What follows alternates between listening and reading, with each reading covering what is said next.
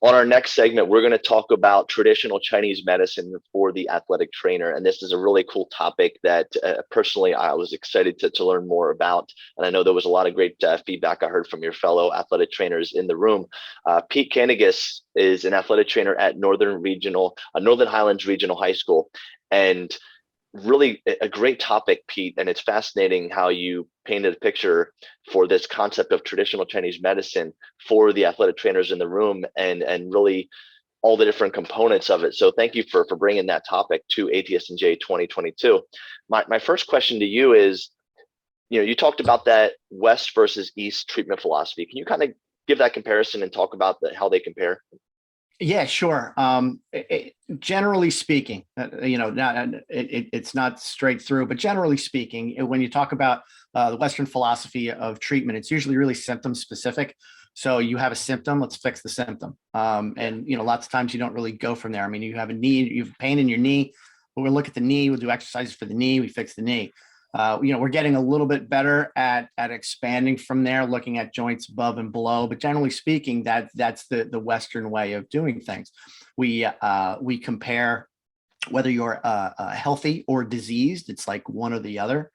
The way we look at coming up with our medical decisions is what's called like a hypothetical deduction, where you're coming up with different hypotheses or differential diagnoses and just kind of crossing them off the list to come down to something specific. Western medicine is usually about rest, ice compression, elevation. It's been that way for 30 years, 40 years now. And we're very pharmaceutical based. If we have a symptom and there's a pill for it, let's take that pill and make that symptom go away, and then we can go on with our day. Whereas with the Eastern philosophy, it's different. It's much older. It's been developed over 5,000 years. It is more general, more holistic. They utilize inductive reasoning, which is from specific up. And they utilize patterns a lot more. They see specific, if they start with specific symptoms, and then they'll look through different case studies and patterns in order to try to determine how to treat these maladies. It's much more natural based, all right, and it's more of a balanced versus unbalanced. So that's how they compare generally. And you really had a great visual way of summarizing it. If you could pull up the triangle, that kind of is a summary of the Eastern treatment philosophies.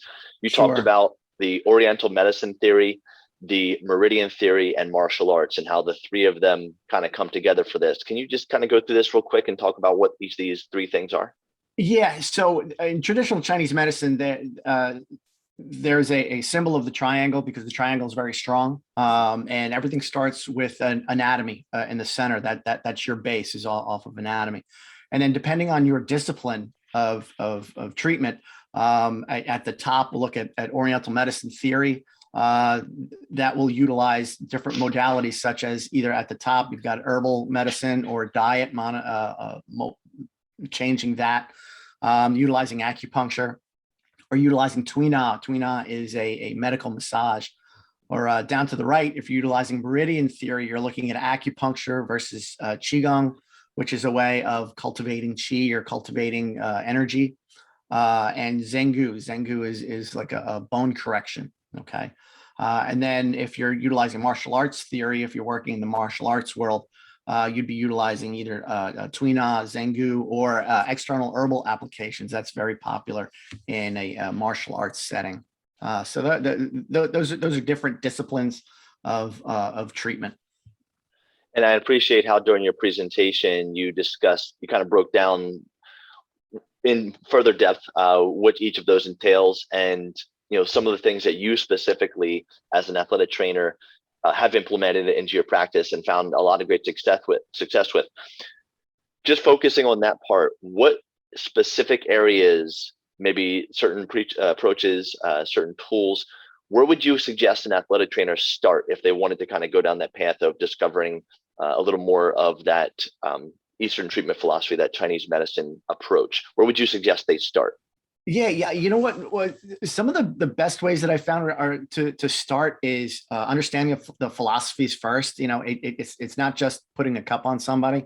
If you wanted to look into the traditional philosophies, I like the book A Tooth from the Tiger's Mouth by Tom Biggio. I mentioned that in the presentation.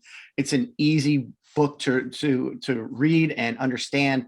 And I think that's a great place to start. If you wanted to look into research on this type of thing, I would go on to PubMed and look up myofascial decompression is another term for cupping, and look at the research on that. I know there's some research being done out at Meridian University where they're utilizing musculoskeletal ultrasound to determine how much cupping is actually, affecting the tissues.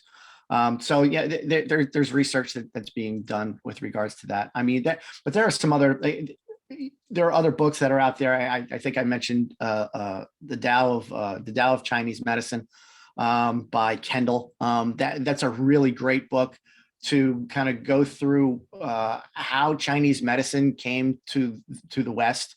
And some of the mistakes that have been made with translation, and how we're kind of stuck with some of these terms even after 200 years of poor translation. There are some online courses as well. Healthyseminars.com has a pretty good online course for traditional Chinese medicine for sports medicine professionals. If you wanted to spend a little money on that. Otherwise, I would go out and talk to a licensed acupuncturist in your area. Maybe spend an afternoon with them. To talk to them, see what their background is, and see how you can utilize some of their tools and treatments among our Athletic Training Practice Act. In the state of New Jersey to utilize some of these tools. Awesome. Thank you so much for the overview, Pete. It was really, again, a great presentation. And I definitely suggest that the athletic trainers listening to this do go out and check out those books you mentioned. I'll put some resources in the show notes as well, too, and your contact info so they can reach out to you if they have any further questions, because it's definitely, I'm sure, quite a rabbit hole if you start diving down to learn about all those various aspects that you shared with us, to really expand our horizons and potentially give us some new options for helping to serve those that we serve. So thank you so much for your time, Pete. Appreciate it. Thank you. Thank you for having me. I appreciate it. Absolutely. Have a great day. You too.